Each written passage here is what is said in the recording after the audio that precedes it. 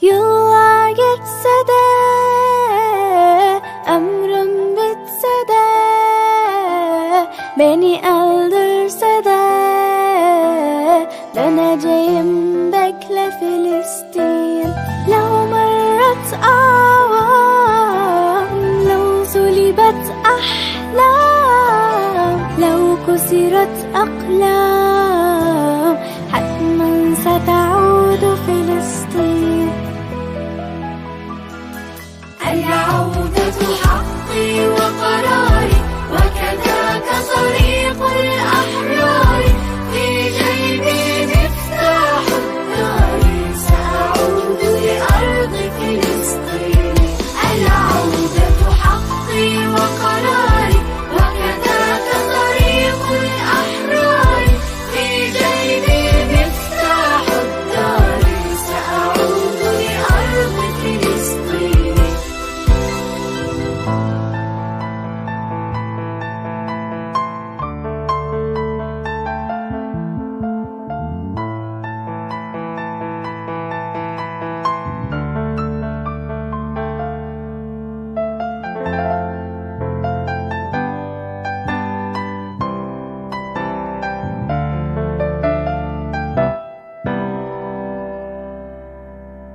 Seni unutup gitmem, sensiz hiç olmam. Sevdim, sever seveceğim, döneceğim, bekle Filistin. لو طال الأسر، لو محيا الفجر، لو نفد الصبر، حتما ستعود فلسطين.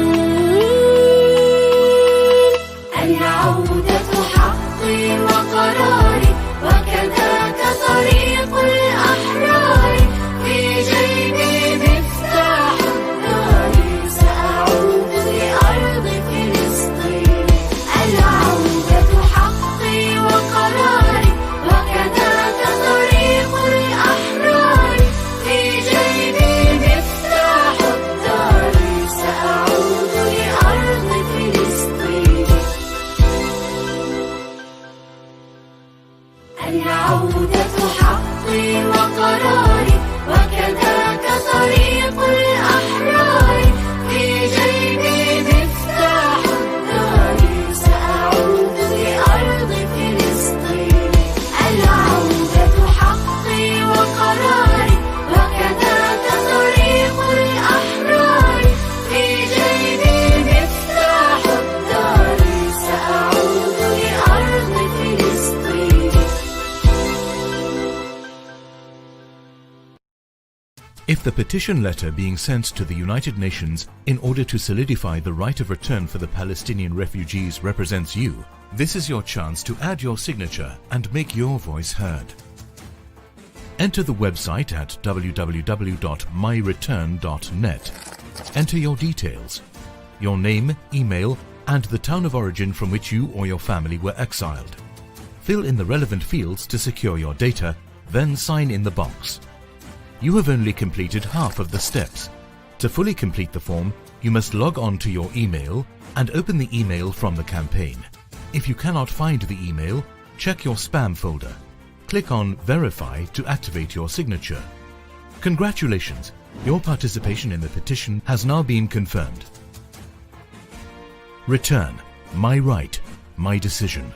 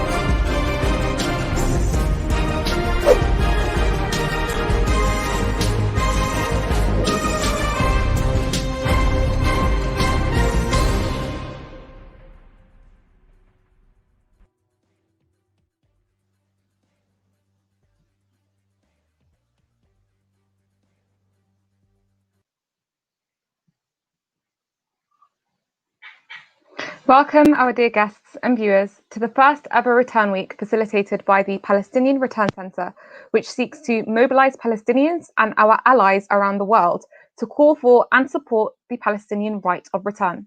I'm your host, Batul Sabeti, and I am very excited for tonight's discussion. Indeed, the biggest shame to have occurred is the catastrophe in Palestine. It was and is the mother of all crimes. This is due to the unique nature of the aggression of the settler colonial conspiracy project, the biggest of its kind in history that was founded by the hegemonic global ruling system, solely to serve their interests. This crime is ongoing and the Nakba continues. The right of return is the bare minimum that can be established to correct the biggest shame to have occurred, and that shouldn't remain at any costs. Even if the Palestinians were compensated for all the suffering caused, this will not bring back all the deaths and the destruction over the past 72 years. The right of return is a human necessity for the human consciousness. Indeed, the shame that occurred in Palestine and that continues needs to be reversed. And the first stage towards this is granting the right of return. Without this reverse and granting the right of return, the whole of humanity will suffer because every oppressor will have the green light to get away with this magnitude of oppression, as we are witnessing today in Palestine. So I'll speak to you a little bit on the My Return campaign. It is a popular voluntary initiative launched by the London-based Palestinian Return Centre in cooperation with national and international pro-Palestine partners. The campaign was first launched in Jordan in cooperation with the Palestine Committee in the Jordanian Parliament. The campaign culminates in a petition that calls for and reaffirms the Palestinian right of return. The campaign seeks to turn such an inalienable right into an international cause. The campaign seeks to garner the largest possible number of signatures on a petition confirming Palestinian refugees' devotion to their right of return. The petition clearly states that it rejects the US deal of the century and other initiatives undermining Palestinians' internationally guaranteed rights. Israel and the US have never ceased to undermine such an inalienable Palestinian right by denying the refugee status of displaced Palestinians inside and outside of occupied Palestine. The US President Donald Trump's recognition of occupied Jerusalem as Israel's capital, the campaign waged by Israel and the US against UNRWA, the US suspension of its funding to Palestinian refugees, and the increasing calls to resettle the refugees in destinations other than Palestine are tactics which, though seemingly divergent, aim for the same goal, and that's to undermine the right of return. The right of return will never be negotiated away, nor compromised, nor used as a bargaining chip. The campaign is based on individual signatures on My Return petition through its official website, that is www.myreturn.net.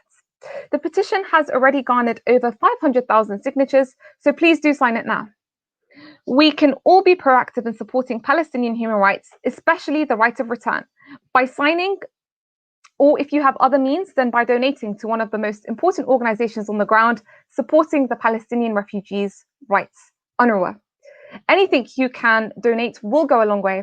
So to donate, simply just search donate.unrwa.org.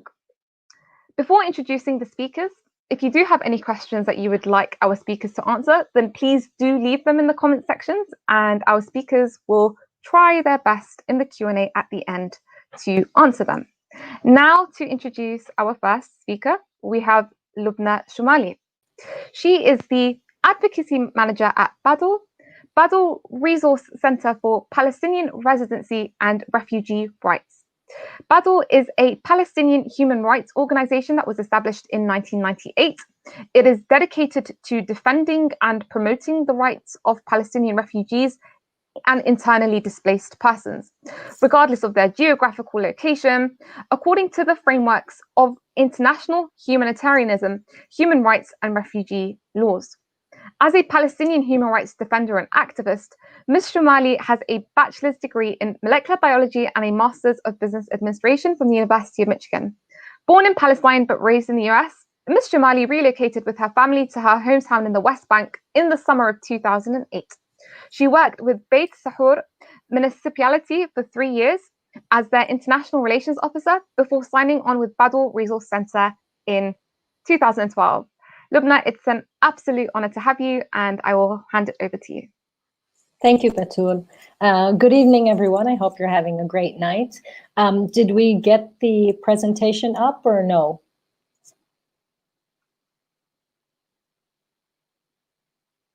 I'll take that as a no. Okay. As Batul said, I work for Badil Resource Center for Palestinian Residency and Refugee Rights. We are a human rights organization that was established in 1998, 5 years after Oslo, in response to a request from the Palestinian refugee community, both in Palestine and abroad, for their desire of an organization to, oh, there is the presentation. Great, thank you. For their desire for an organization to promote and defend the rights of Palestinian refugees and internally displaced persons. Badil works with the comprehensive frameworks of international law, as Batul said, international humanitarian law, human rights law, refugee law, and criminal law as well. When we look at the situation in Palestine, we're looking at a situation that Badil describes as an ongoing Nakba.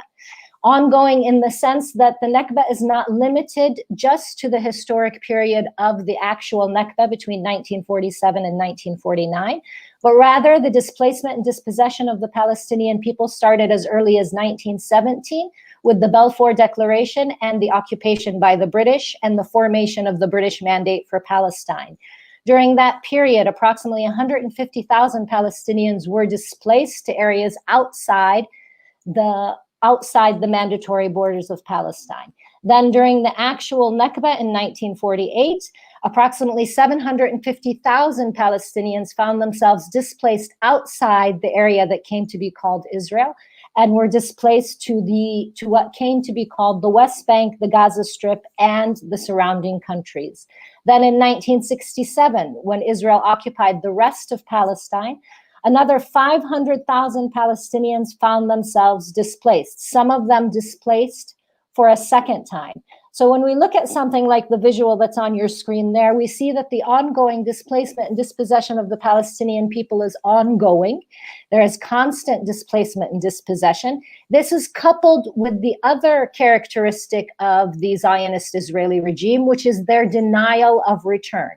And Israel has used a number of different direct and indirect methods to also deny return. Just to make sure that we're all on the same page with regards to the terminology, international law defines two types of displaced persons, refugees and internally displaced persons. A refugee is an individual that is displaced and crosses an internationally recognized border. So Palestinian refugees who were displaced during the Mandate or displaced during the Nakba and left what came to be called Israel and entered into the West Bank, the Gaza Strip, or the surrounding countries, those individuals are referred to as refugees by international law.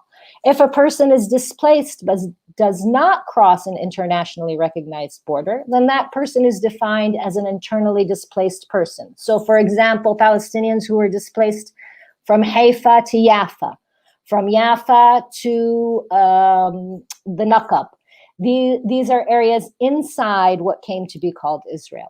In the West Bank, we also see displacement from area C to areas A and B, the designations provided by the Oslo Accords. Regardless of whether you are a refugee or an IDP, according to international law, you have basically the same rights. In accordance with international law, we can divide these rights into two basic groups. One is the right to live in dignity during the period of your displacement, during which time you are to be provided with your basic or fundamental rights, such as access to healthcare, education, food, water, adequate housing, adequate living. in order to live in dignity during the period of your displacement. The other basic or inalienable right that a displaced person has is the right to reparations, which encompasses 4 components: voluntary physical repatriation or return, property restitution, compensation, and guarantees of non-repetition. We'll get into a little bit more of those as we go on. In order to understand the concept of forced displacement, we have to understand what international law defines as force. And there are 2 types of force. The force that is caused by armed or violent conflicts, such as we saw in 1948, we saw it again in 1967, we saw it during the wars on Gaza more recently. And this is the obvious type of force, so the force that is most able to be perceived by the human eye or more easily visible. The other type of force defined by international law is what international law calls the coercive environment. And this is the creation of a situation that is so unbearable that an individual really has no choice but to leave his place of origin or habitual residence. The coercive environment is caused by the denial of basic or fundamental rights, the ones that we mentioned earlier, that provide a human being with the ability to live in dignity. So again, we are talking about access to healthcare, education, and other types of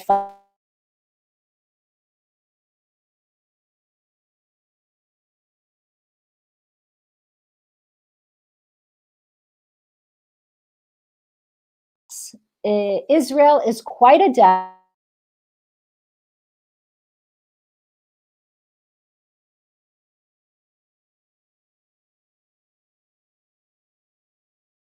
possession of the Palestinian people.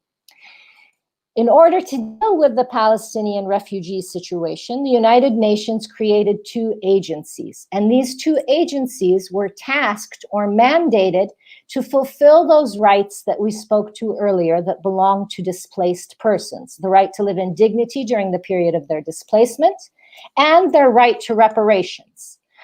UNRWA, the United Nations Relief and Works Agency, was the agency tasked to provide humanitarian aid and assistance. And humanitarian aid assistance is part of the comprehensive international legal protection that is supposed to be afforded to refugee and IDP populations. UNRWA began by providing food, clothing, medicine, blankets, etc. But as the Palestinian refugee situation became more protracted because of the ongoing denial of return, UNRWA became a service delivery type of organization, and the services that they attempt to provide are education, healthcare, and social services. The other agency that was created by the UN is the UNCCP, the United Nations Conciliation Commission on Palestine. The UNCCP became a defunct organization after its establishment in 1948. It was created by UN Resolution 194. The main task of the UNCCP was to facilitate, coordinate, and implement the right to reparations of Palestinian refugees and IDPs. While the intention of the international community was to afford Palestinians the highest level of comprehensive international protection that they are entitled to under international law, unfortunately, this framework has failed due to a number of factors, but basically the structural deficiencies that were inherent to UNRWA's mandate, being temporary and not having a strong enough definition of what a Palestinian refugee is, and because of the lack of political will to support the work of the UNCCP. So even though the intention was there, Palestinian refugees and IDPs found themselves in a situation in which that protection framework created a more vulnerable population than other refugee populations. And so we often speak about Palestinian refugees experiencing a very significant protection gap. If we could get the next slide, please. So what does this mean for us? The ongoing displacement and dispossession, coupled with the ongoing denial of return, has created the largest and longest standing or most protracted refugee population in the world. We are approximately talking about 8.7 million people in total between Palestinian refugees and Palestinian IDPs, or internally displaced persons. This constitutes 66% of the Palestinian population. Now we have to think about that for a minute, because 66% of the Palestinian population, what does that mean? 2/3. That means that out of every 10 Palestinians you meet, at least 7 of them will have been displaced once in their lifetime, while significant numbers have been displaced more than once. If you'd like more information on these statistics and how Badil arrived at them, because you'll note that they are different from the UNRWA statistics, which, as I said, UNRWA has a very limited definition of what is a Palestinian refugees. And of course, UNRWA does not include the number of internally displaced persons. It wasn't enough that Israel had to do that. The Zionist Israeli enterprise had to displace the Palestinian population, but they also had to replace them with a settler colonial population. And this contributed, of course, to that denial of return. So when we look at the crimes that Israel has committed, we can go to the next slide, please. When we look at the crimes that Israel has committed, we see that they have committed what international law calls population transfers, both the displacement, the forced displacement and transfer of the Palestinian people, which is ongoing, using direct and indirect force, both traditional force and the creation of the coercive environment, as well as colonization, which is the implantation of a settler colonial population, of course, using de jure and de facto annexation, which ended up changing severely the demographic composition of Palestine, and of course, the denial of self-determination. While there isn't time to talk about the situation of apartheid, it should also be known that Israel has a number of ways in which they deny return through the creation and incorporation of apartheid laws.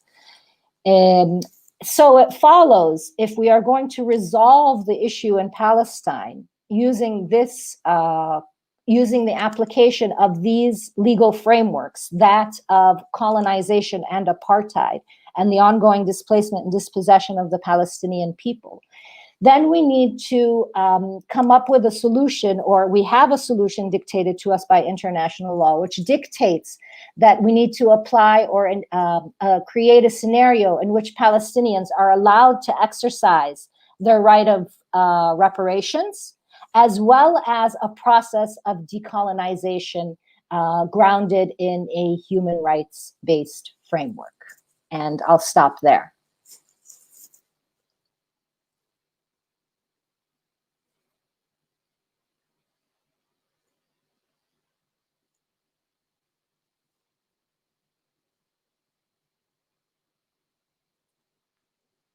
Thank you very much, Lubna, for that very, very informative speech that you've given right there. I couldn't help but think when you spoke about the whole sort of coercive environment that Israel's creating, I couldn't help but think about the deal of the century that was recently imposed by Trump, where you have over 2.5 million Palestinians living in the West Bank, which is an extremely densely populated region. And Israel is not only seizing the best land and resources through annexing the territories and, you know, giving themselves that false authority over the land, they're clearly striving to create this kind of unbearable condition for the Palestinians living within, such that they themselves will become hopeless and would want to immigrate and abandon their own homeland themselves. And I think that's probably so much more dangerous than the forced kind of colonization, which people usually think of when they think of the nature of the settler colonial project. So thank you very much, Lubna. I've personally learned a lot from that lovely presentation that you gave. So up next, we have Najwan Barakdar. She is a team member at Zotrot, an NGO working to promote acknowledgement and accountability for the ongoing injustices of the Nakba and the reconceptualization of the return as the imperative redress of the Nakba and a chance for a better life for all.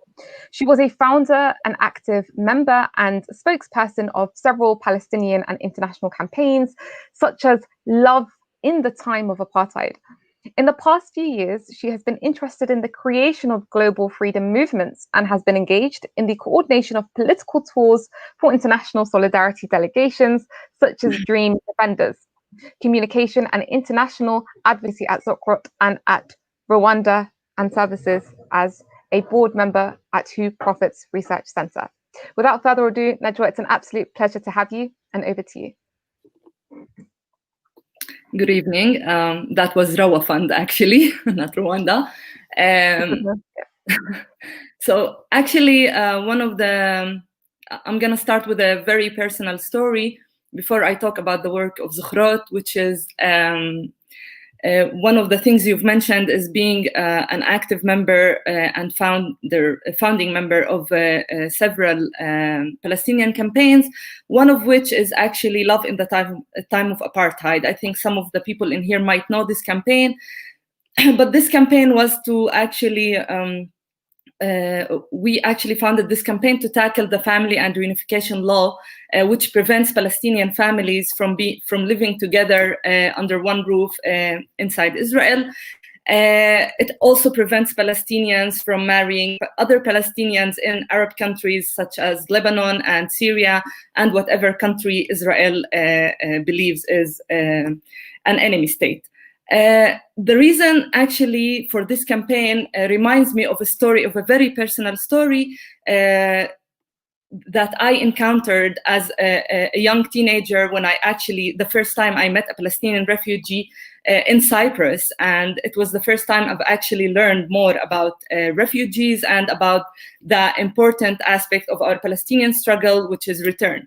At that point, when I met Palestinians from Lebanon, I suddenly realized that refugeehood is not only a matter of the Palestinian refugees, it's a matter of every Palestinian. In a way or another, we all are refugees, even in our own towns. I'm from Nazareth, I'm not a refugee, I was never expelled from my home.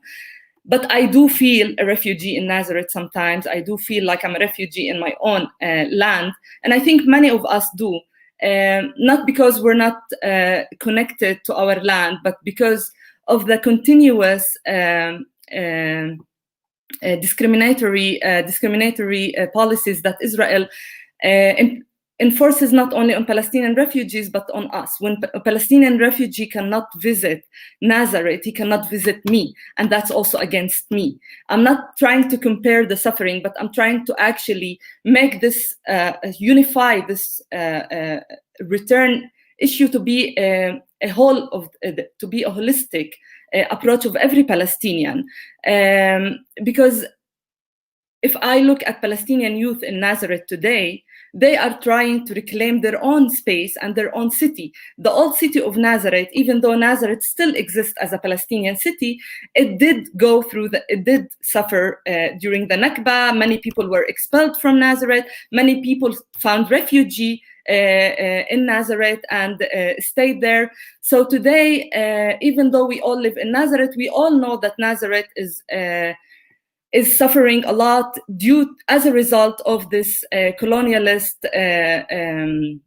regime by sieging and surrounding Nazareth and preventing Nazareth from expanding, but also the way they turned the old city into a ghost city, where the young people do not find any kind of connection to that.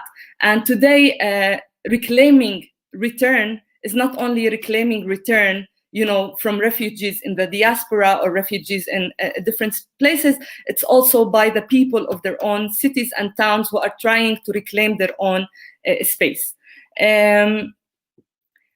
As you've mentioned, I work at Zukhrot. I'm a communication team member of Zukhrot, which in Hebrew means remembering, in the female form, of course. Zukhrot was founded in 2002 by Israelis who were active in different peace organizations and dialogue groups for many years, which we know in the 90s was a really trendy thing, having Israelis and Palestinians come together in what is so-called coexistence projects and dialogue projects.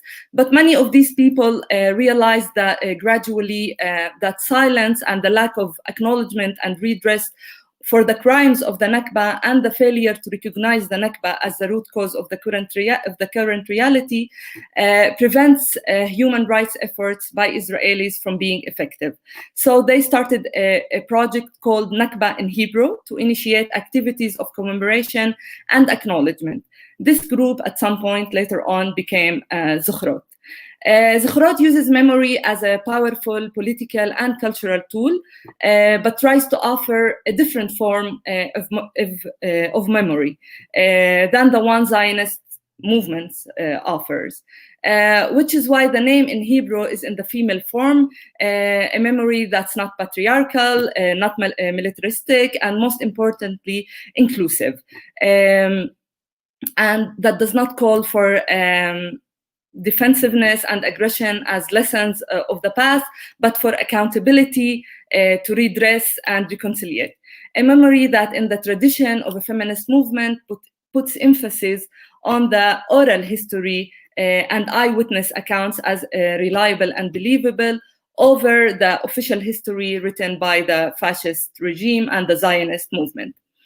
At the beginning of its journey, Zukhrot embarked on an enormous task of mapping villages, taking testimonies from Nakba survivors, posting signs in sites of destroyed villages, which obviously, immediately are taken away or destroyed, and cross-referencing works of scholars like Salman Abu Sitti to make the information about each depopulated Palestinian locality available, whether it's the number of people that lived there, the date where they were exiled or expelled, and the Israeli settlements, parks, army bases, and other facilities that were built on these localities and on the ruins of Palestinian villages. Facts and testimonies from 65 villages were published as booklets in Hebrew and Arabic, and information about over 600 destroyed villages is now available on our website and on our most inspiring, I would say, and most essential work, which is the iNakba app that I hope you're about to install. The iNakba is a mobile app that was developed which you can use using your own phone. It's available on Apple Store and on Google Android. This app is a GPS-based virtual map of all 610 depopulated Palestinian localities, if not more, and villages, towns, and cities. With the help of this map, you can find your way to the remains of those places, which we normally can't find on Waze and Google Maps. We cannot find the names of these localities, and we cannot find our way there. So with the help of the app, we can actually find directions to get there, and we can also learn about the localities that we're visiting. This accumulated to one of the main resources of information about the Nakba, and definitely the most important one in Hebrew, which is the main target audience of Zukhrot was the Israeli audience. It means that today Israeli youth can find information online to learn the truth that they are not taught in school. Way easier than maybe 3 decades ago. And it means that most Israelis today know what the word Nakba means. It is worth noting that Zukhrot's narrative and work is informed by Palestinians. And in this and all of other Zukhrot's projects, Palestinian Palestinians were instrumental, especially Palestinians inside 48, people like me who have Israeli citizenship and speak Hebrew, were among the founders of Zochrot, and they were the ones who took upon themselves the very difficult task of translating what was still silenced and to correct the ignorance of the Israeli society. And here I'd like to give credit, special credit, to actually Ranin Jirias and Omar al-Ghubari, who were among the founders of Zochrot, but also took a very important role in gathering all these testimonies from the Nakba survivors and in building the iNakba app. That was the first stage of Zochrot's journey, but unfortunately, lack of information was not the only a problem to actually get people to do something about it or to redress the injustices of the Nakba. It did not automatically bring acknowledgement or willingness to take responsibility for political change, even though most Israelis today know what Nakba means, thanks to Zochrot's work. Living in a colonial society and regime with your Jewish supremacy privileges meant that taking responsibility to redress the Nakba and the ongoing crime might be more challenging task they will have to do to give up those privileges. The important role of an organization like Zochrot is in its ability to expose Israelis to the inconvenient truth, that realization that you're part of a settler colonial society and that you and your family are personally responsible for despicable crimes that did not end in 48. They are still going until this day. But maybe even more so in its ability to create a space for ways for them to do something about it. While many chose not to do anything, others turned guilt into activism, engaging them in a struggle for justice and for a hopeful future of return. That takes us to Zochrot's second stage, a future of return, working towards that future, from Nakba to return. Zochrot has always supported the right of return, but it wasn't as easy to talk about return, maybe due to timing issue, maybe to the changes that people or the process that people went through to decolonize their minds. But the focus was first on the commemoration of the Nakba. Today, we are working how to say Auda, how to say return in Hebrew, while before we worked on how to say Nakba in Hebrew. But we do not talk about it as a basic human right, which is non-negotiable, of course, but we talk about the practicalities of return and offer return as the only way to a shared, just, and most importantly, hopeful future for all.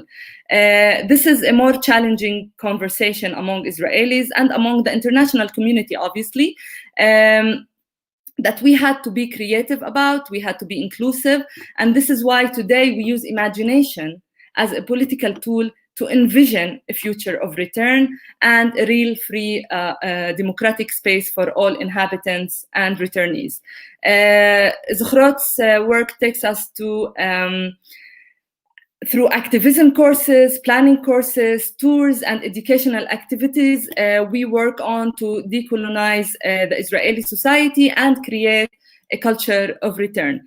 A central example to Zochrot's work are the tours to destroyed villages and depopulated. For one reason is because touring the actual sites of the Nakba is maybe the best way to grasp that the major catastrophe that happened and to witness in one's own eyes the remains and the constant effort even today to erase any trace of them, including the efforts of the JNF to erase all the Palestinian localities. Touring can also be an active play of imagination, seeing the colonized landscape of today, hearing testimonies from Palestinians in the past, and imagining how the same landscape can become a space of return. As I said, part of these tours are to the JNF parks to highlight the roles of different actors in the erasure of Palestinian history. This also takes us to our international role in also challenging the other stakeholders that are being complicit in the erasure of Palestinian history, like Airbnb, like Google Maps, that are complicit in the erasure of Palestinian localities, or renting Palestinian localities owned by Palestinian refugees that are now being treated as absentee property. We try to use all of this to expose the history of these places and advance the discourse of return. Another example was the Eurovision, which happened on destroyed Palestinian land of Sheikh Mwannes, which happened also in a very close time to the commemoration of the Nakba, and at the same time that we are commemorating the anniversary of the return march from Gaza.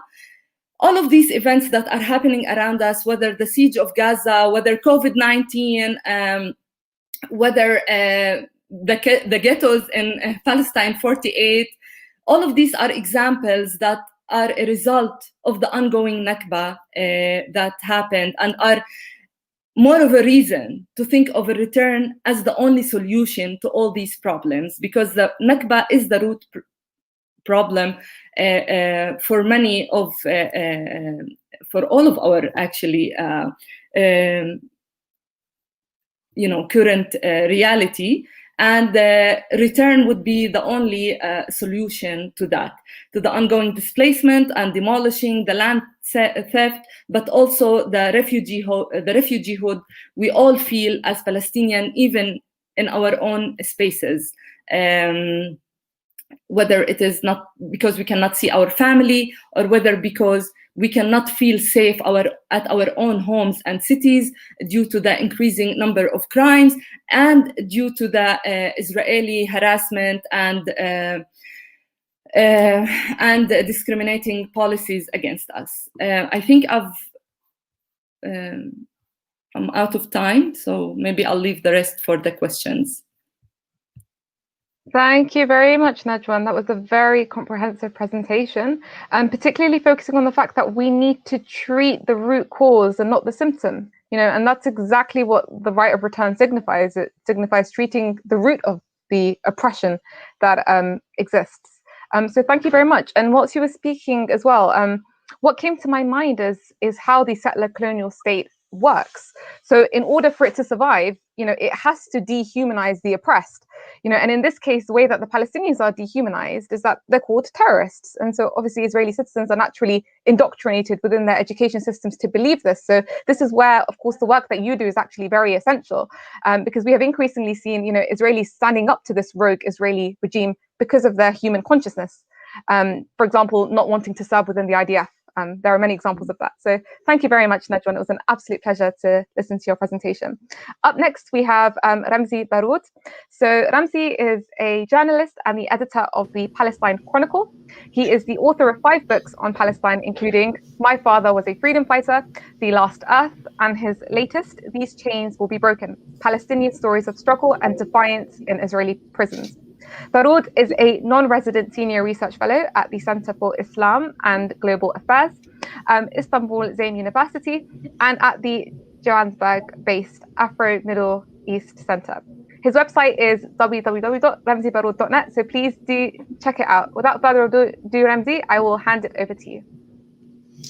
Thank you very much, Batul, to the Palestine Return Center for all the fantastic work that they have done throughout the years, and also to the wonderful speakers that preceded me and those, of course, who are participating and will follow very soon. I'm going to try to keep it somewhat short, as the legal issue or the legality of the right of return has been discussed, and it's really is, I don't think it's ever really been disputed.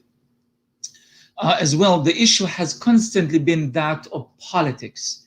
how do we make the right of return a reality, a political reality, the same way that it has been a legal reality enshrined in international law for such a long time, and affirmed and reaffirmed by the United Nations General Assembly throughout the years. And I think this, for us Palestinians, this has always been this obstacle of not being able to translate the basic rights and the human rights and the humanitarian rights and all the resolutions that have passed by the United Nations into reality because of all kinds of obstacles. And these obstacles, in my opinion, are not getting any smaller, but in fact, they are getting larger and greater.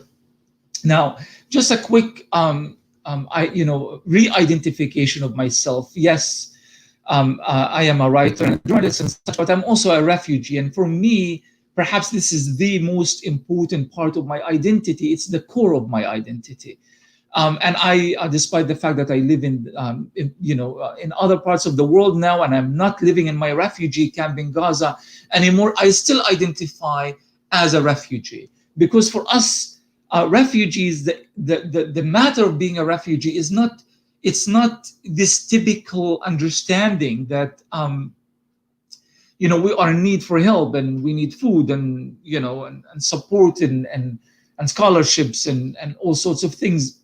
Yes, that is relevant and that's important, but it's also the something that has delved into the core of our identity generation after generation. And no matter what is the political landscape at the moment, it will never reverse or change the fact that we are indeed linked to the Nakba, linked to that original sin upon which Israel was created and our historic homeland was destroyed. And we are still, of course, living a Nakba al-Mustamirra, the ongoing Nakba of Palestine. And I'll talk about this briefly as well. So the legality is really not a subject of dispute. But what has happened really at the political front is that while the right of return presented a very important and crucial element in the Palestinian fight for freedom and human rights and justice, is that at one point in history, there was this kind of revisiting the centrality of that right, again, from a political point of view. And that particular event was the War of 1967, the Naksa. So you have the Nakba and you have the Naksa. One means the great catastrophe, and the other means the setback or the letdown. And it was a setback, 1967, the Israeli occupation of the remainder of Palestine and other parts of the Arab world, the Golan Heights, the Sheba farms, the Jordan Valley, and so forth, is because the expectations were so high that that war could in fact deliver our salvation as refugees.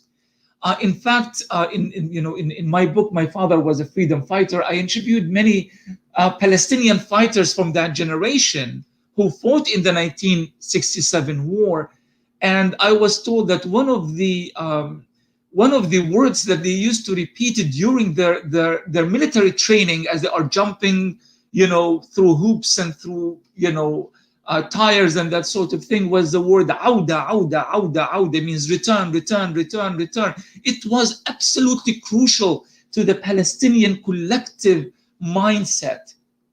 1967 changed that, and changed it dramatically, particularly in the Khartoum conference, where Arabs met. Some Arab leaders did not show up, others met. And yes, they insisted that no recognition of Israel, no acceptance of this, no acceptance of that. But the political priorities began changing, because you have Israel kind of expanded itself geographically and eventually geopolitically in the region.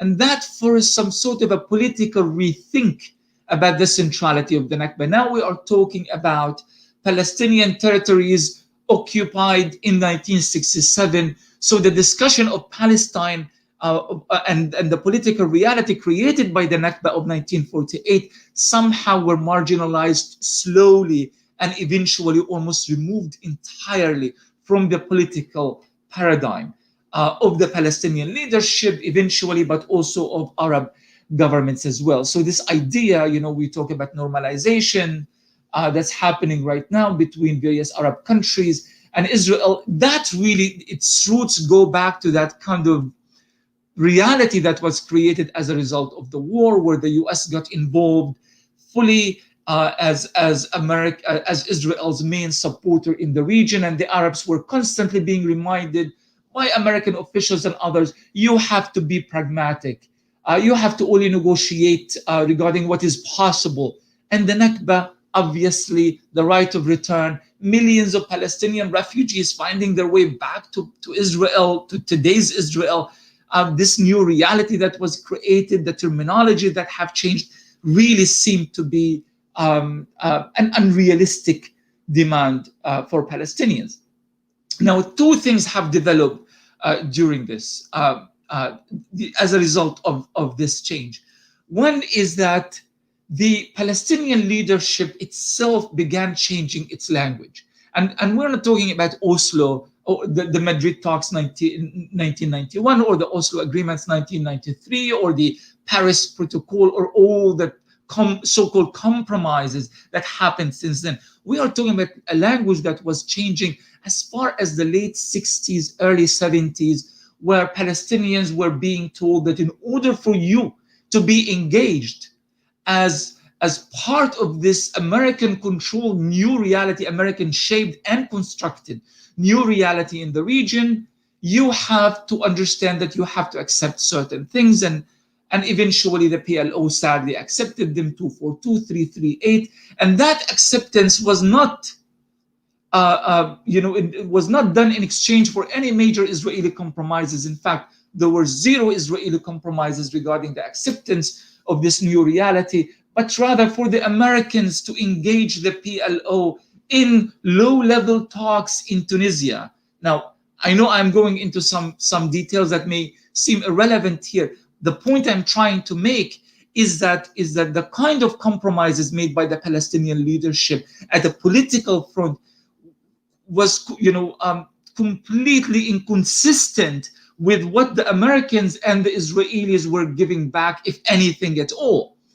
And the reason of why that is important is to say that what the Americans and the Israelis and the Western political paradigm have expected of Palestinians and Arabs is that you should not be expecting anything back.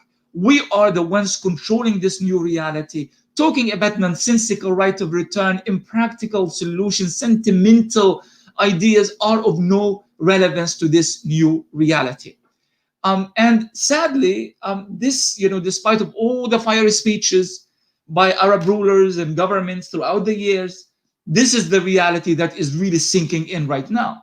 So the normalization that's happening between Arab governments and Israel through American mediation is really part and parcel of that American thinking. What they call peace for peace, but what it essentially is that the game is over. Israel is a reality, that's not going to change, and you Palestinians should expect absolutely nothing. And in a way, you feel like, well, I mean, if we had a better leadership, to be entirely frank, if we had a leadership that really truly cared, not only was strategic enough to think in terms of short-term and long-term goals and strategies, our leadership at this point has turned to be a leadership that negotiating for its own sake, its own wealth, its own money, its own prestige, its own apparatus, not on behalf of the Palestinian people, neither the Palestinians in Palestine itself or the refugees all around the world, millions of them. So you have this divide now that exists in our society, where we have ideas. Now, we haven't abandoned the right of return, and I will tell you why we haven't. But we have these ideas that remain as a core value in our collective thinking as Palestinians. And we have a political reality that seems to be moving in an entirely different direction, that is of no relevance whatsoever to what is happening on the ground.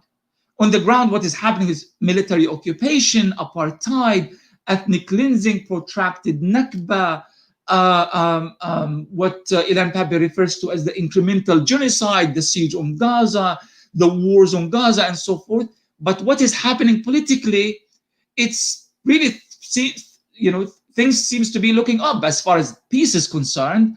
The Americans and the American media are celebrating another, major foreign policy achievement of Donald Trump with all of these peace agreements. Things seems to be improving, but in reality, it's the exact opposite. Now, our challenge then is, how do we bring back the issue of right of return and all fundamental issues, what we call الثوابت الفلسطينية, the الثوابت الوطنية, the national constants? How do we bring them back, not just in rhetoric, just press releases and statements and such? How do we bring them back as a political reality in order for us to bridge the gap between the issue of politics that's happening and functioning on its own and going through its own momentum, and the reality that's happening on the ground? Now, those who have argued that the right of return is an ancient issue, as Al Gore, I remember saying something of that effect. I've been told that I only have 2 minutes, so I'm going to try to make this really short. Starting with Al Gore, when he referred to the right of return as ancient history, all the way with Jared Kushner going to Jordan to negotiate with the Jordanian government of, why don't you accept these Palestinian refugees, and we just don't call them refugees anymore. So this is actively happening in order for them to marginalize the issue of the right of return. But after every conflict in the region, it seems that Palestinian refugees remain the main victims of that conflict, starting in Lebanon, going to Iraq in 2003, when tens of thousands of Palestinian refugees were targeted, killed, arrested, tortured, and eventually ethnically cleansed, largely out of Iraq, and now in Syria. So this is a political issue. This is not a historical issue. It's not a sentimental issue. It's not an emotional issue. It's a political issue. Why is it that our leadership is failing to bring it back to the realm of politics? And we continue to talk about it as if it's just an issue of emotions and sentiment. One very last thing, I can't finish this without paying a tribute to the people of Gaza, all Palestine, of course, but those responsible for the right of return, for the March of Return, the Great March of Return in Gaza. Now, listen, we are not under any illusions that Israel was just going to open the border because hundreds of thousands of Palestinians went to the fence separating Gaza from apartheid Israel and say, welcome back to your homes and villages. But the fact that you have third and fourth generation Palestinians going back to the knowing who they are, what are their villages, identifying with these villages, and going there and asserting themselves by saying our right of return is still a first and foremost demand, it means that every attempt at marginalizing the right of return has failed. Now, can we, as politicians, as intellectuals, as activists, really try to connect with the people in Gaza and elsewhere in Palestine and remind everyone that this is a political issue and it should be at the heart and soul of our struggle, not something that is to be discussed separate from the other urgent and important issues. And that's it for now. Thank you very much, Ramzi, for that very comprehensive presentation and speech that you've been given in terms of the united front that we should have when it comes to the Palestinian cause and our duty towards the essential cause of the Ummah, that is Palestine. It was really interesting when you stated and you gave us that kind of culmination of the eroding of the Palestinian rights over time. So, Israel goes from talking first about, a two-state solution, but then over time, it's exposed its true face, for example, through the deal of the century, stating that, Jerusalem is the capital of, Israel. These kind of normalization ties that we've been, witnessing very recently with many Arab countries. But in many ways, I can't help but feel that this is actually really just reflecting Israel's diminishing power, in the sense that it cannot expand in the land. We've seen that Israel, for example, reached its peak after the 1982 invasion of Lebanon. And since you've had this change in the balance of powers in the region, and you've had this more united resistant front that forced Israel to leave Lebanon in 2000, that forced Israel to unilaterally leave Gaza in 2005, after it's reached its peak, since Israel now cannot expand territorially, it's obviously resorting to these normalization tactics. It's resorting to these intelligence operations and even these assassinations that we witness. So again, this kind of level of hostility that we're seeing from Israel, I think it's starting to show its level of desperation as a state that is just trying to survive rather than thrive, if you like, which was kind of what they envisioned when they created Israel in 1948, is that they wanted a land in which they can thrive, a land for the Jewish people that can thrive. But we're seeing that actually all its effort is focused on actually just repelling its enemies. So thank you very much, Ramzi. I really do appreciate your presentation. I'm sure we all do. We will be taking a short break now for 5 minutes. And after that break, we will come back to hear from Huwaida Araf, Ali Abu Nima, and Farah Nabulsi, inshallah. So we'll hope to see you in 5 minutes. Thank you very much.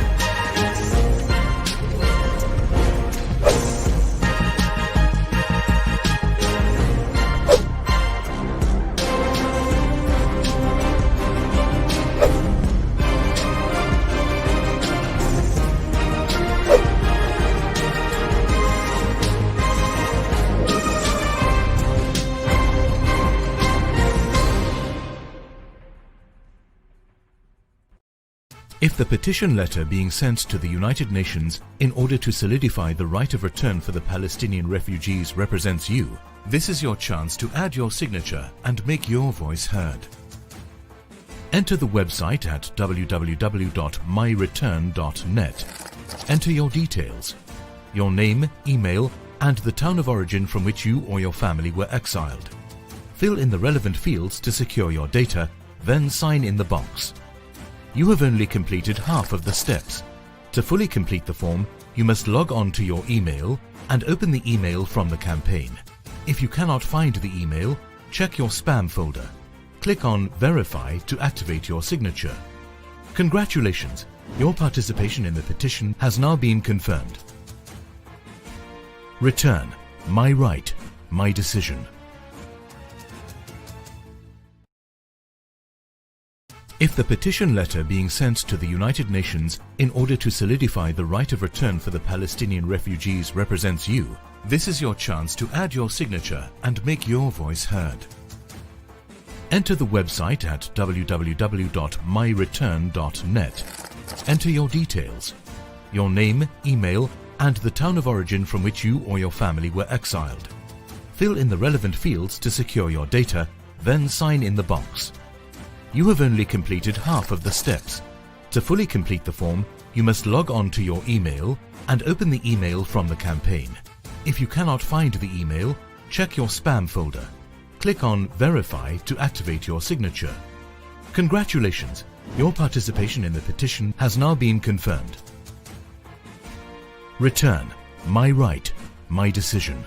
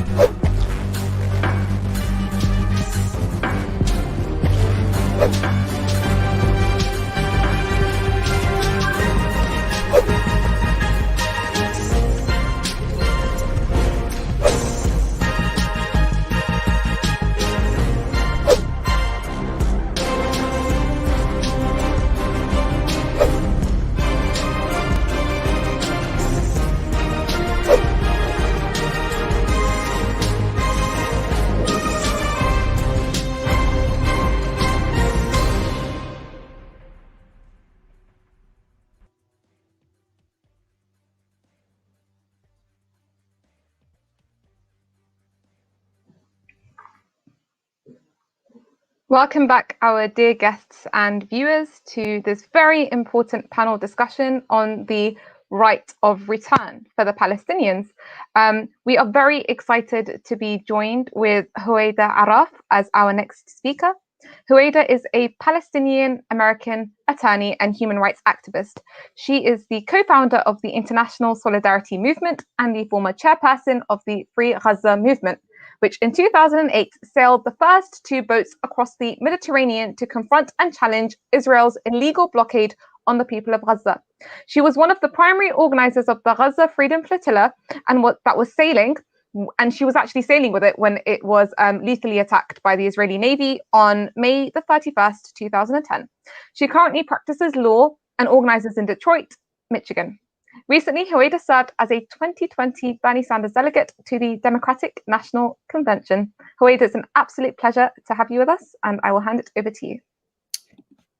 Thank you so much, Batul, and thank you to the Palestine Return Center and all involved behind the scenes in making this conference possible. To all my fellow co-panelists, I've learned so much just listening to the first three, and I look forward to the ones that follow. I am really honored to be part of this conference. Although I must admit, when I was first asked specifically to be on this panel, I questioned it. I'm like, well, I'm not really a refugee, so should I be speaking about refugee issues? Not that I don't advocate about refugees, but certainly I like to have refugees speak on being a refugee. Though when I thought about it, I go back to and realize that, you know, this is about more than that, and it's about something that Lubna alluded to, and I think it's very significant, and it's about Israel's settler colonial apartheid policies that are designed to dispossess all of us from our land, those that were dispossessed during the armed conflicts of 48, 67, and in between, and those that Israel continues to dispossess. For example, the people that live in Jerusalem, Jerusalemites that live there now, Israel's policies of demolishing homes.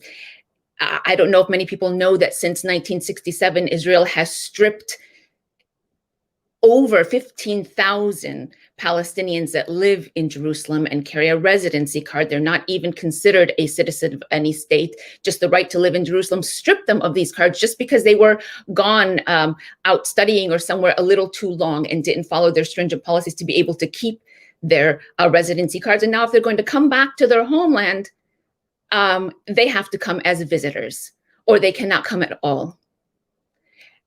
Myself, for example, I mentioned that I'm not a refugee. My father is from 1948, a small village.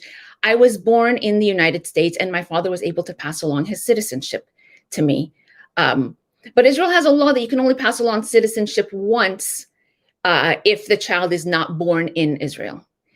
Now, supposedly that law applies to everybody. It doesn't just discriminate against, or it doesn't only apply to Palestinian citizens of Israel. But if you think about it, in practice, Israel knows that it does, because any Jew anywhere in the world can automatically claim citizenship. So it doesn't matter if they weren't born there.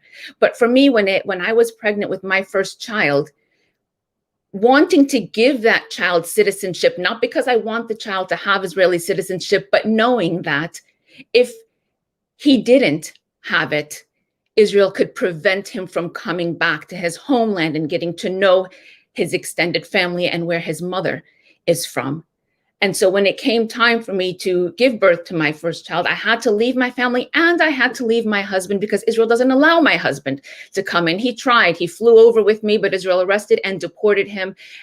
But I stayed in Jerusalem to make sure that child got the Israeli citizenship, just to make sure that he is not denied in the future the right to come back to the land of our family, the land of our forefathers, our land. And so these kinds of policies, which may not be outright, which may not be the policies that we are fighting and advocating for every day, just because Israel commits more murders and atrocities and violence against our people every day that seem more urgent. This is the kind of dispossession that is part of their policy, a policy indeed that was framed before 48 to take over the land and to replace its people with people that were coming from abroad.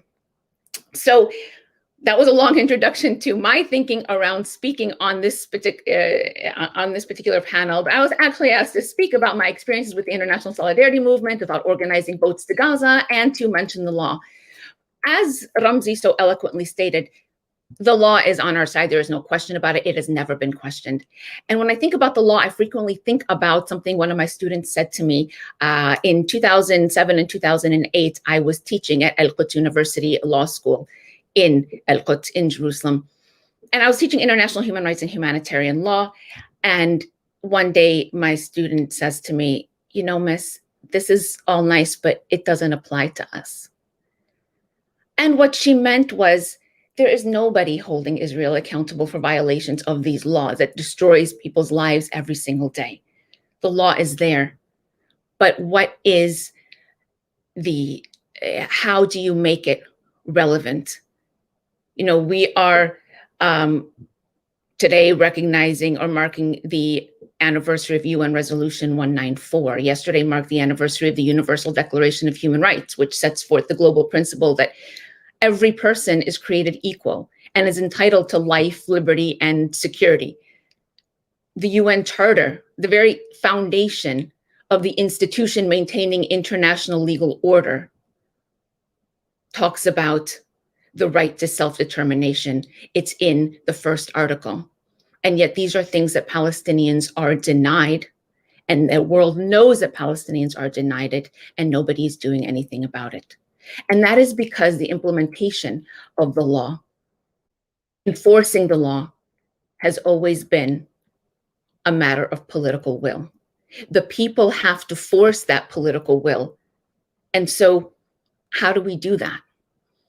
And that is, you know, something that framed my thinking when I became involved in co-founding the International Solidarity Movement. This was back in 2000, 2001. I had moved from the United States after finishing college and was based in Jerusalem when the Second Intifada broke out. And, you know, I was participating in the marches and the demonstrations and saw how Israel was using massive military might against an unarmed people that were just saying, we don't want any more of this facade of Oslo. You're talking about a peace while Israel continues to strip us of our land and our rights.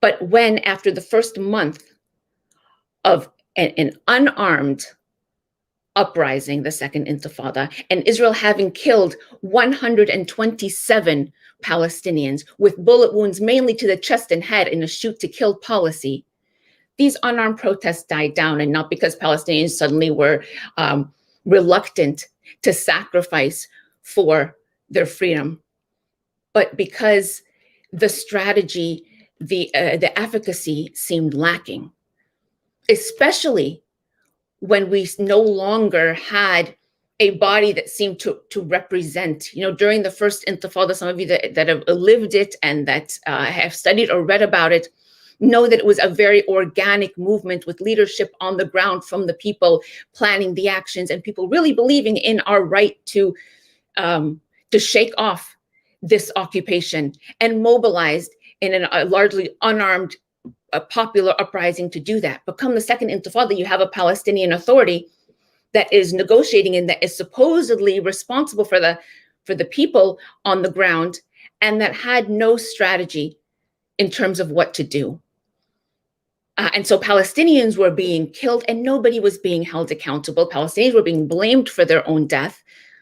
And so that strategy didn't seem so wise anymore. And when the popular resistance died down, the armed resistance took over, which gave Israel more kind of cover to be able to fly over Palestinian cities, towns, and villages and bomb us with F-16 fighter jets and saying that they're only defending themselves.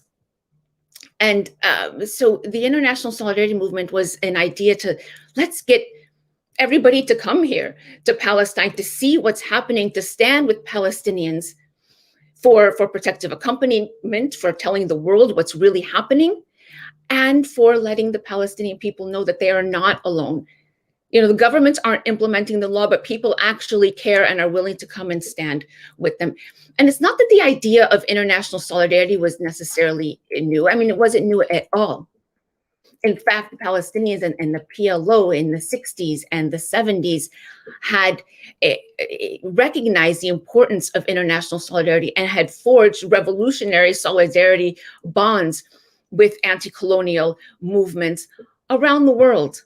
And yet that diminished with the signing of Oslo and the Palestine Liberation Organization taking this, changing their focus from liberation to state building, bringing the leaders of our national liberation movement into the occupied territories to be under the gun and boot of the settler colonial occupiers.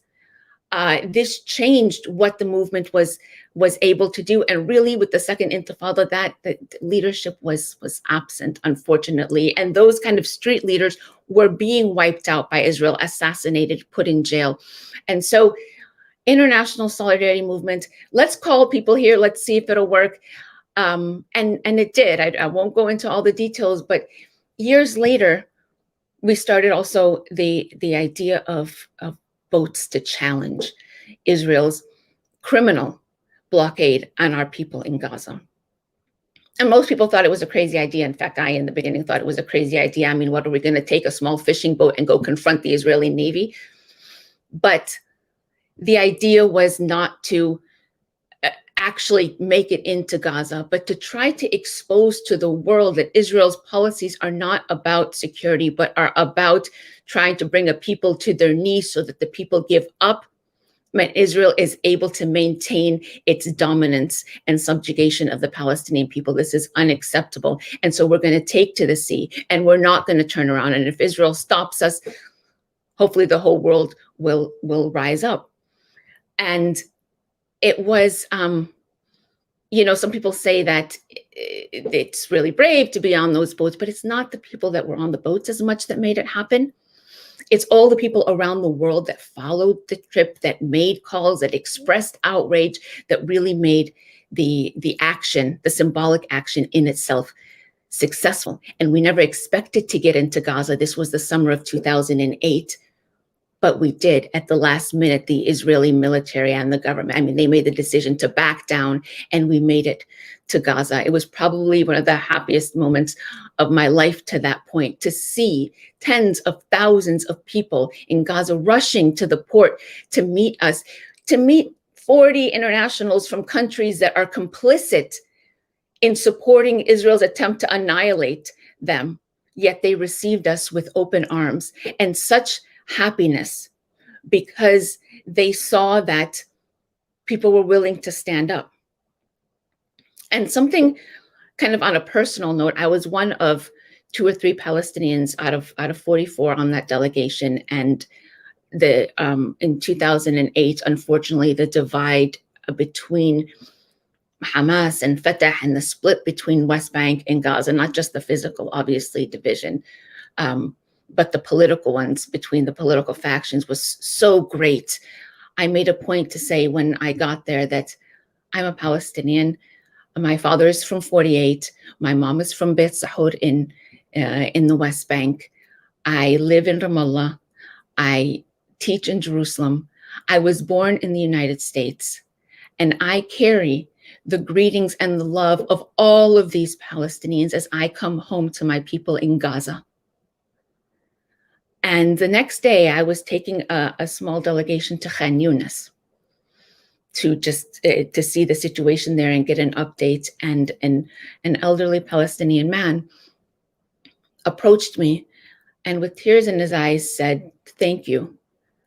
And I thought he was thanking me as a representative of the group of internationals that came. And I said, Haj, we're lacking in what we're doing. We need to do more. And I promise we will do more to end this unjust criminal situation. And he said, no, not them, you. Because what you said, you gave me hope that our people outside have not forgotten us. And this is to say that when our leadership is lost, when our leadership cannot unite in order to represent a great people, then we have to speak up and rise up against that, because our dreams are more powerful, are greater than their divisions, just like our dreams and our yearning for freedom are greater than Israel's guns and policies of oppression. And as has been said here, the Palestinian right to return, our people in Gaza that led the Great Return March, those in refugee camps, those denied the right to come back that are in cities and countries all around the world. It is not maximalist to demand the right of return. It is the only fair, workable outcome, because any solution, has to be based on the principle of freedom and equality for everybody. And so that the Palestine Liberation Organization, in a sense, abandoned that to focus on building a state in the West Bank and Gaza, knowing that it is part of Israel's secular kind of colonial plan to maintain a Jewish state, is unacceptable, because from the beginning, that does not ensure that every person has the same right.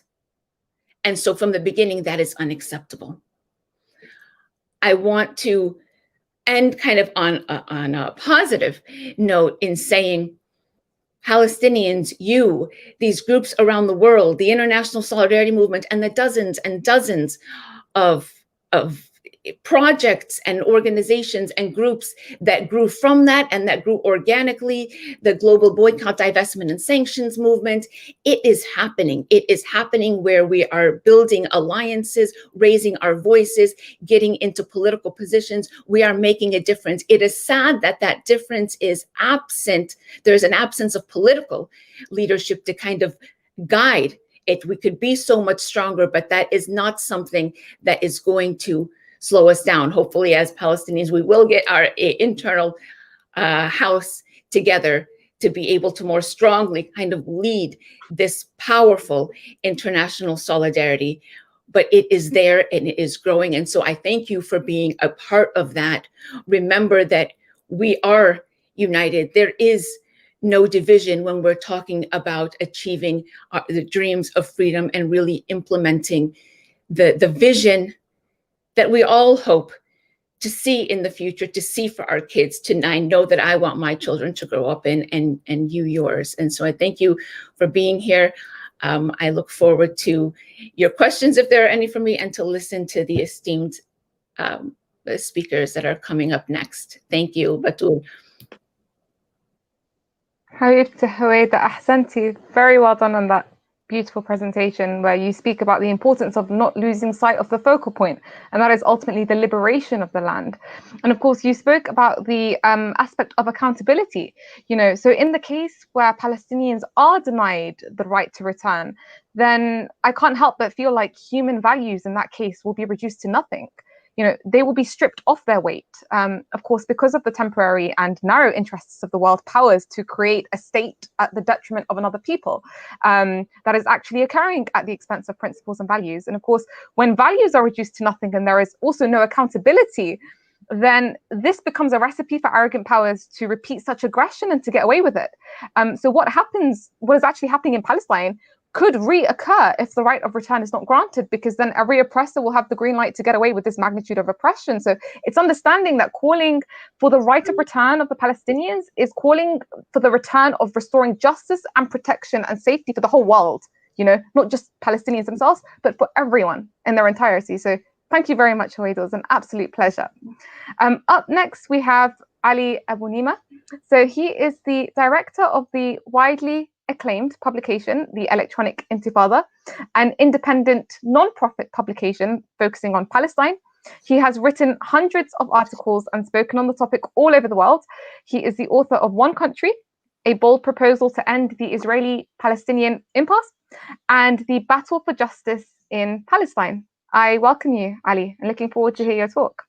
Thank you so much, Batul. And it's difficult to follow such great presentations by Lubna, Najwa, and Ramzi, and Huwaida. And they leave little for me to say because they did such a comprehensive job on all aspects. But I want to make a few comments on some of the things that we heard and some of the things I've been thinking about. But first, I want to say thanks to the Palestine Return Center for the work that you've been doing over many years. And it was about 10 years ago that the Israeli government launched a smear and defamation campaign against the Palestine Return Center, falsely accusing it of all sorts of lurid things, which, of course, had no substance behind them whatsoever. But I think that you should take that as as an endorsement of the work you do to keep the issue of refugees and the right of return first and foremost on the policy agenda, and working to educate people in the UK, particularly members of parliament and others, about this issue. So I'm very grateful for that. A few days ago, it was reported that the new Israeli ambassador in the UK, Tzipi Hotevli, made a speech to the Board of Deputies of British Jews in which she claimed that the Nakba is, quote, an Arab lie and a made-up story. Of course, just even, before I even get into that, the phraseology of an Arab lie is so racist. If I talked about anything as a quote-unquote Jewish lie, I would rightly be pilloried for racism, for anti-Semitism. But she called the Nakba an Arab lie and a made-up story. And I think it's worth thinking for a minute about why she would do that. Israel has over the years tried a number of strategies to attempt to distract attention from the Nakba. One is outright denial, which we just see from the ambassador of the Israeli occupation in London. Another is justification, claiming that Israel was justified in expelling the Palestinians because supposedly the Arab armies had attacked the newly born state. So Israel's wars are always justified in that sense. And a third strategy that we see is fabrications that there was an exchange of so-called exchange of populations, that the Palestinians left their land and Jews left their Arab homelands, and so there was an exchange and nobody can complain about anything. The reason that Israel is so desperate to justify or deny the Nakba is because it remains at the heart of the issue, even now in 2020, more than 70 years after Zionist gangs expelled the Palestinian people from their homeland. And the reason is because the existence of the refugees and the demand for the right of return continue to threaten the very existence of the Zionist settler colony in Palestine. Let's recall that Israel claims that it has a, quote, right to exist as a Jewish state. There is no such right. No state has any right to exist. A state either exists or doesn't exist. Nobody can say today that East Germany has a right to exist or that South Vietnam has a right to exist. Those states no longer exist, and there's no abstract right for them to be resurrected. The only rights that exist are for the legitimate residents of a given territory to self-determination. And the Nakba was the expulsion of the legitimate residents of Palestine and the denial of their self-determination. That's why the language that Lubna drew attention to in her presentation is so important. The Nakba was not an event that started and ended. The Nakba is ongoing because the denial of the right of self-determination of the Palestinian people continues to this day. And every day that that right is denied is an extension of the Nakba. We also have to be very clear when we talk about self-determination, what we're talking about and what we're not talking about. Unfortunately, as a result of the Oslo process and other very negative developments, some Palestinians, of course, and others, not just Palestinians, but some Palestinians, those who run the Palestinian Authority and the so-called Palestine Liberation Organization, equate self-determination with the creation of a Palestinian statelet on a fraction of historic Palestine. They even call the Bantustan that is run from Ramallah, they claim that it's the state of Palestine. We have to be careful not to fall into this trap. There is no state of Palestine that exists on a fraction of the territory of Palestine or in little bits and pieces under the Palestinian Authority. The right of self-determination belongs to the entire Palestinian people. Those living in Palestine today, including the West Bank, the Gaza Strip, and the Palestinians inside Israel, and the Palestinians in the diaspora, including all the refugees. They hold the right to self-determination together, and that right to self-determination exists on the entire historic territory of Palestine, not little bits and pieces of it as determined by the so-called international community. And so the right of return and the right of refugees is the linchpin to all of this, because it is the exercise of this right that gives the lie to Israel's so-called claim to have, number one, a right to exist, and number two, a right to exist specifically as a Jewish state. No state in the world, even states that are recognized and have existed for a long time, has a right to define itself by granting rights to one specific ethno-religious group, let alone a group that is made up of colonial settlers as Israel is. So South Africa exists, the state of South Africa, the Republic of South Africa exists today, but it has no right to exist as a white supremacist state. That right to exist as a white supremacist state, as an apartheid state, was rejected by the world and was ended in 1994. Similarly, Israel has no right to exist as a Jewish state by denying the right of self-determination of the entire Palestinian people and by specific forms of oppression, including occupation, including the dozens of discriminatory laws against Palestinian citizens of Israel, and of course, by denying the right of Palestinian refugees to return. As Ramzi pointed out, there has been a concerted and sadly successful, in many respects, political effort to force Palestinians to abandon the right of return through so-called pragmatic solutions. And this has been accepted by the so-called international community to a large extent.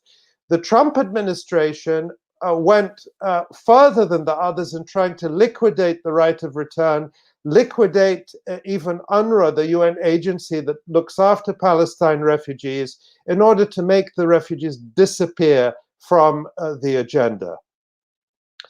But as long as we insist on the right of return, as long as we insist on the illegitimacy of Israel and on the illegitimacy of its claims that it has a right to exist as a racist state, that right cannot be extinguished.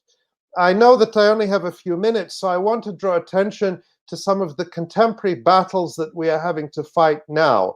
Because it has been impossible for Israel to legally extinguish the right of return and to deny the large body of international law and jurisprudence and UN resolutions that affirm the right of return, the main effort has been to try to suppress discussion of the right by labeling anyone who talks about the right of return, or who talks about the illegitimacy of Israel and the illegitimacy of its racist political ideology, Zionism, the effort is to label them as anti-Semites. And the main mechanism we see for this now is the so-called IHRA definition of anti-Semitism, which many Western countries are adopting and Western institutions are adopting under pressure from Israel and its thuggish and bullying lobby, which is doing this work in Western countries and others. Of course, now we have to congratulate the United Arab Emirates and Bahrain and Morocco that they will now have their own powerful domestic Israel lobbies as well. They'll join the so-called developed world in having Israel lobbies of their own. But the Israel lobbies are trying to make it anti-Semitism, to try to equate insisting on the rights of Palestinian refugees, insisting on the rights of Palestinians to self-determination, to equate that with anti-Jewish bigotry. Of course, we all have to be clear, as we always have, that we reject any form of bigotry, whether it's Islamophobia, whether it's anti-black racism, whether it is anti-Jewish bigotry, or whether it is Zionism, which is racism against Palestinians. But we have to be aware that this is now the battle that Israel is fighting, and it's one we have to be committed to resist. As long as we refuse to give up the right of return, as long as we refuse to be bullied and succumb to these Israeli-imposed definitions of what we're allowed to talk about, then Israel will not be able to impose its own lies on top of reality. Just as 72 years of Israeli building on top of the ruins of the Palestinian towns and cities and villages that Israeli gangs and Zionist gangs destroyed has not been able to erase the Palestinian cause and the Palestinian struggle. I hope it won't take another 72 years. We have to make a commitment, those of us who are young enough and able enough, we have to make a commitment that the first generation that witnessed and experienced the Nakba will see justice in their lifetimes. That is the greatest gift we can give to them for the sacrifices that they have made for all of us so many years. Thank you. Ahsant. Thank you very much, Ali Abu Nima. That was extremely powerful. Really important to take it back to the focal point, and that is that Israel has never had a legitimate basis. And of course, understanding that the biggest shame to have occurred was in the meeting of the interests between the colonialists that, of course, wanted that extension in the region to serve their interests, and the Zionist movement that wanted a homeland, and understanding that the right to return is the bare minimum. And the bare minimum is to return back Palestine to the entire Palestinians. Thank you very much for that, Ali Abu Nima. Next up, we have, last but not least, Farah Nabulsi. She is a Palestinian director, a writer, producer, and human rights advocate. In 2016, she founded Native Liberty Productions, a not-for-profit media production company that aims to rehumanize the Palestinians and draw attention to the injustices they face.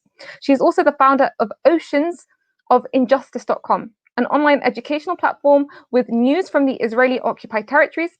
Nabulsi has been invited to screen her work and speak at various notable events, including the United Nations headquarters in New York. We shall now play the video of Farah Nabulsi. You did know that there was a possibility that I wouldn't be able to make it live for the video panel discussion. So here we are. Instead, we agreed that I would make a video recording of what I planned to say, to talk about. When we talk about the right of return, I always like to remind people that although the State of Israel was created in 1948, those who had been working on that goal in the decades preceding 1948, known as political Zionists, knew very well, and they were much more honest about it, about their intentions than present-day Zionists. They said, they knew very well that it would involve the ethnic cleansing of the indigenous population in Palestine at the time. David Ben-Gurion, a political Zionist from Poland, whose original name was David Green, and who later became the first prime minister of Israel. He said in letters to his son over a decade before 1948, we must expel the Arabs and take their places. Sorry. Okay, recording this. We must expel the Arabs and take their places. Benny Morris, who is a Israeli Zionist historian, he said Ben-Gurion was right. Without the uprooting of the Arabs, a Jewish state would never have arisen here. So acquiring as much land as possible while ridding it of as much of the indigenous population as possible has a modern day name. It's ethnic cleansing. And to be clear, the ideological birth mother of the state of Israel is settler colonialism, again, openly attested to by those earlier political Zionists. And settler colonialism is the worst form of colonization because that's exactly what's involved, acquiring as much land as possible while ridding it of as much of the indigenous population as possible.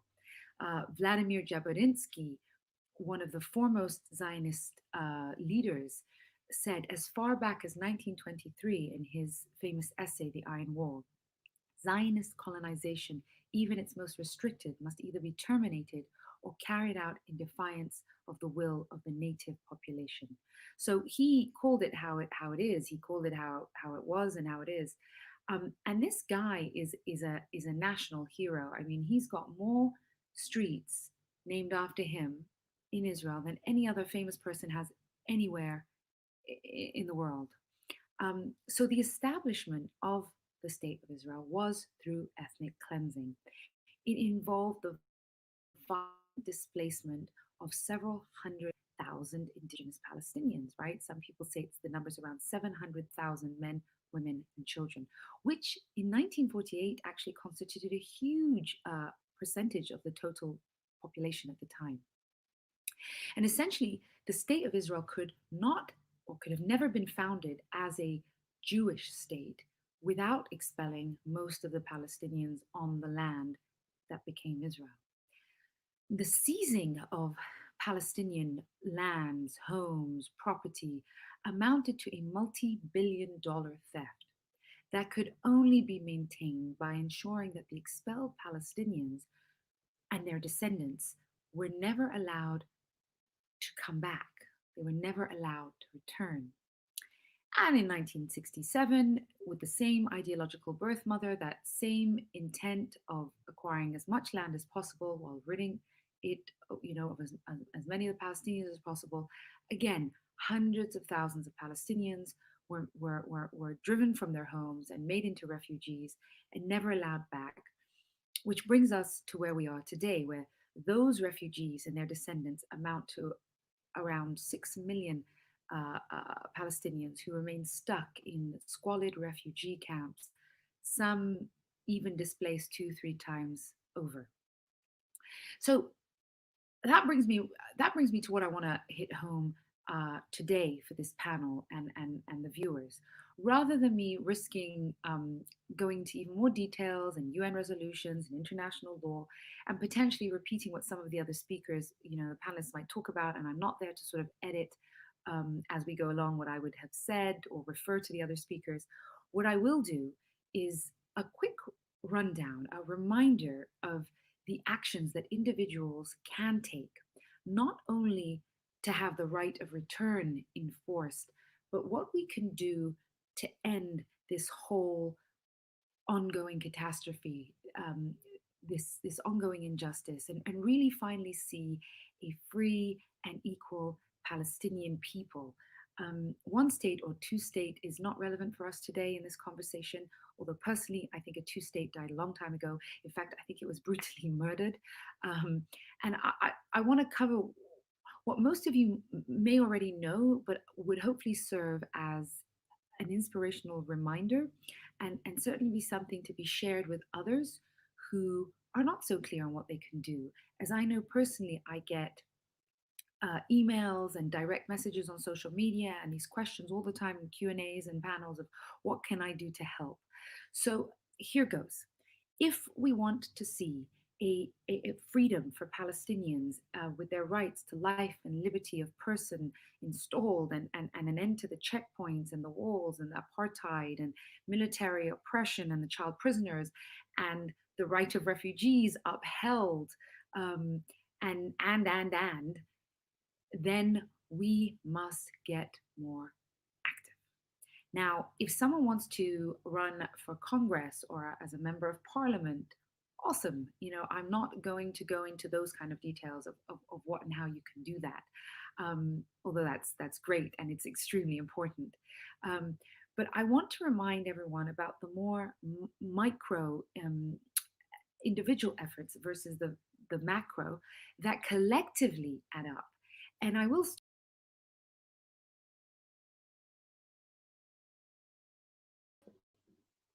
Thank you very much. Very important contributions there from Farah Nabulsi. Okay, so right now we will proceed on to the Q&A. It will be quite short as we are running out of time.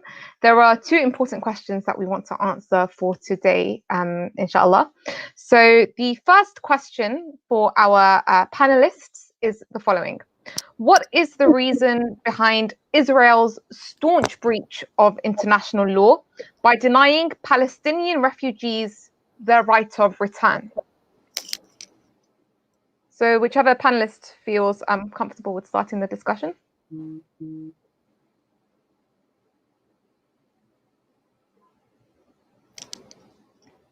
So I will repeat that. What is the reason behind Israel's staunch breach of international law by denying Palestinian refugees their right of return? I'd be happy just to give a very Sure. quick answer. Yeah. And it's very simple. It's not often stated this way, but it's because they're not Jews, and Israel is a racist state that gives special and better rights to Jews than it does to the indigenous Palestinian population. So that's the sole reason that Israel violates the right of return. It's because Palestinians aren't Jewish.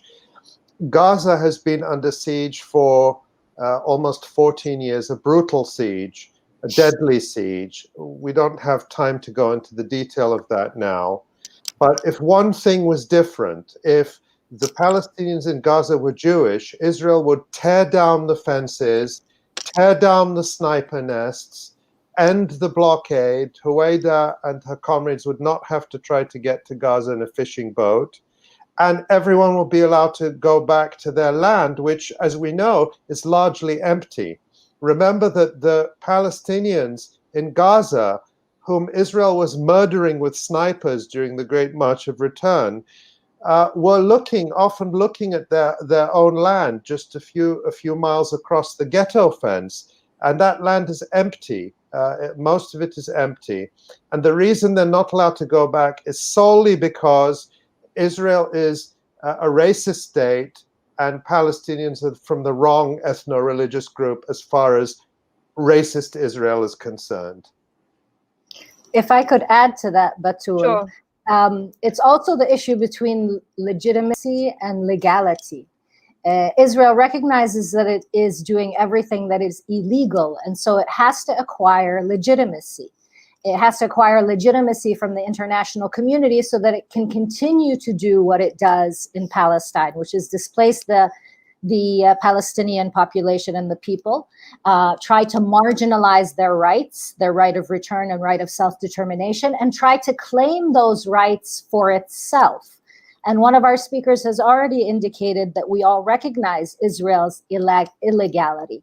And so it tries to grasp onto legitimacy in order to continue to do what it does, which is implement a colonial apartheid regime on Palestine and the Palestinian people. Ahsanti. Najwan and if you have anything else to add? Yeah, I mean, I'll just add that, as I think I alluded to in my comments, in that the intention of the Zionists that established and built the state of Israel was to replace the indigenous population. And we can easily look to the research that has been done by Israeli historians and Palestinian historians now that have gone into the archives of Israelis and the British archives and have taken the words of Israelis themselves, of David Ben-Gurion, who expressed the intention of replacing the Palestinians.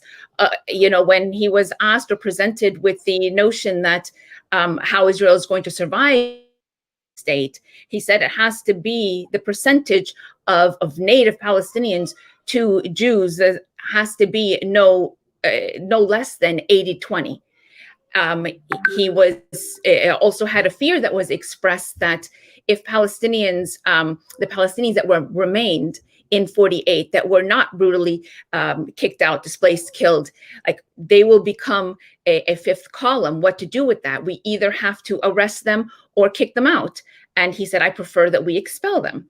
Other comments like, and it's, again, it can be found in the work of like Ilan Pape and Dr. Rashid Khaldi, who I know spoke here before, saying things like, our demand was not a Jewish state in Palestine, but Palestine as a Jewish state.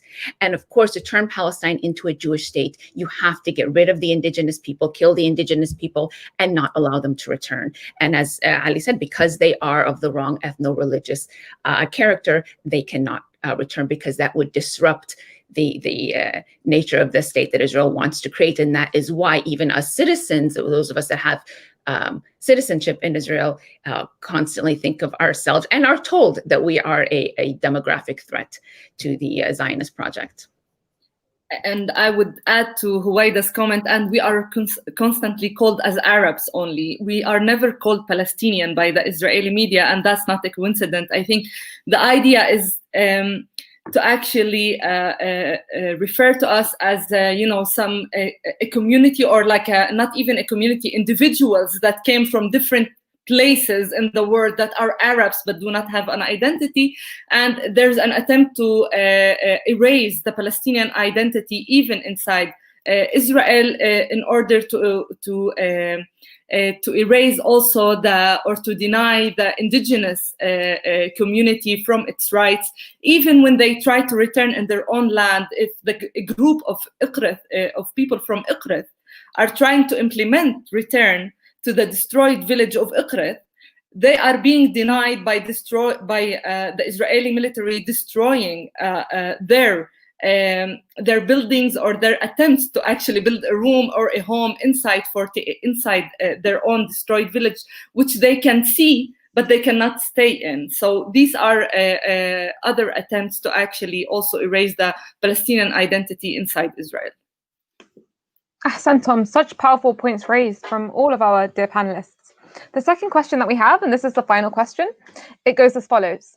Is there a connection between Israel's law of return, the 1950 law, and their refusal to comply with international law and denying Palestinians their right of return?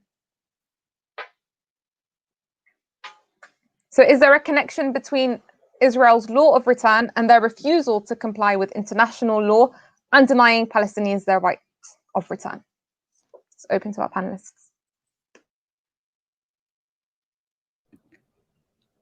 You're muted. Lubna, you're muted. You're muted. Okay, thank you. The law of return was created in 1950, as you said, Batul, and it's one of the ways in which Israel denies Palestinians their right of return, but rather indirectly. The law of return basically states that any Jew from anywhere around the world can come and reside and gain citizenship and nationality in Israel. And by default, it says that any Jew. So therefore, any non-Jew would be denied that right of return.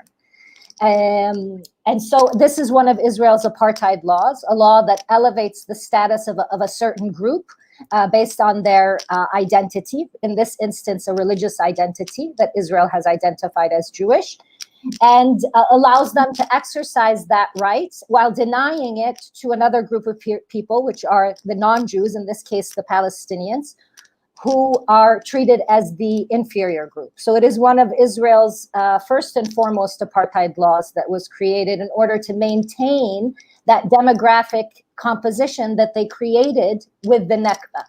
And so it is connected to that denial of international law for the Palestinian right of return, but it's done in an indirect way.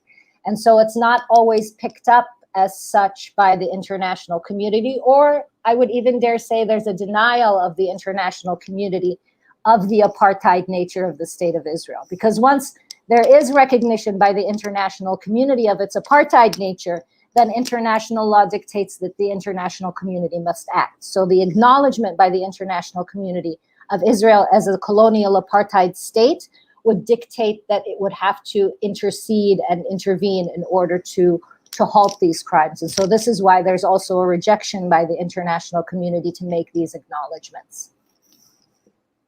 Ahsanti, absolutely. Any other comments from our panelists?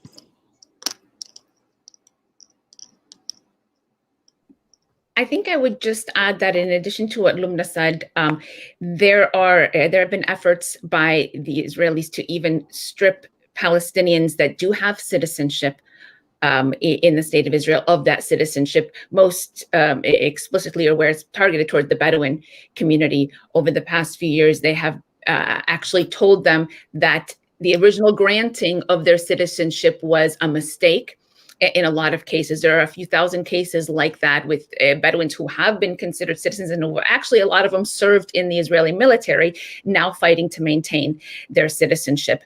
And then efforts to keep, for example, people like me or people that do have citizenship, to keep them out, to make it a disincentive for us to stay. Just briefly, like, for example, you have, and again, very insidious laws that might not be very clear, like, on their face that they are discriminatory, but in the implementation, it is discriminatory. There are incentives in Israel's laws that incentivize Jews from around the world to come, not just the law of return, but you get financial incentives for being able to come back. But if a Palestinian, like for myself, if I wanted to go and live there now, those financial incentives would not apply to me. For example, a Jew anywhere that wants to move would get all these kinds of tax breaks and can import all of these things without any kind of import tax and whatever. And it might seem kind of minor, but it makes it possible for Jews around the world to come and live here. And this is in addition to the incentives that the government, the state gives for them to want to go and live, for example, in settlements and whatnot.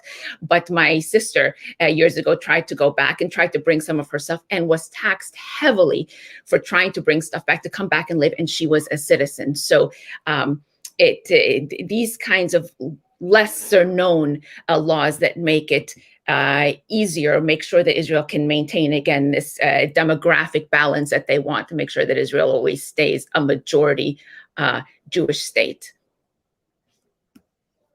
Ahsanti, Huwaida. Thank you very much for all our dear guests and panelists for their amazing contributions. So much food for thought. I've learned a lot myself. And of course, thank you to our dear viewers for watching. And I would remind you to please sign the My Return campaign at myreturn.net and to donate to UNRWA at donate.unrwa.org. Today's event is the final event of Return Week. If you want to be a part of next year's Return Week or want to be more involved with the work of the Palestinian Return Centre, then please email info@prc.org.uk. Once more, thank you so much to our amazing panelists, to Lubna, to Ali, to Najwan, to Huwaida, to Ramzi, of course, and to our lovely Farah as well. Really appreciate all your efforts and keep up the fight, inshallah. Love and solidarity. If the petition letter being sent to the United Nations in order to solidify the right of return for the Palestinian refugees represents you, this is your chance to add your signature and make your voice heard. Enter the website at www.myreturn.net. Enter your details, your name, email, and the town of origin from which you or your family were exiled. Fill in the relevant fields to secure your data, then sign in the box. You have only completed half of the steps. To fully complete the form, you must log on to your email and open the email from the campaign. If you cannot find the email, check your spam folder. Click on Verify to activate your signature. Congratulations, your participation in the petition has now been confirmed. Return. My right, my decision.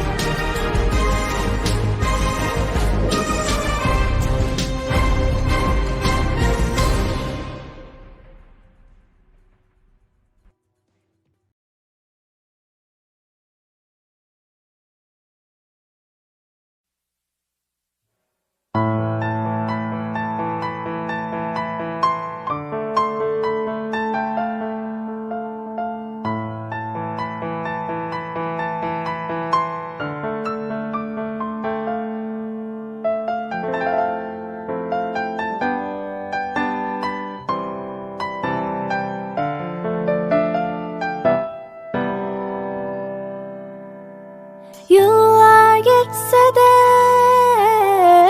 ömrüm bitse de, beni öldürse de, döneceğim, bekle Filistin. لو مرت أعوام، لو صلبت أحلام، لو كسرت أقلام، حتما ستعود فلسطين. العودة حقي وقراري، وكذاك طريق الأحرار. في جيبي مفتاح الدار، سأعود لأرض فلسطين. العودة حقي وقراري، وكذاك طريق الأحرار. في جيبي مفتاح الدار، سأعود لأرض فلسطين.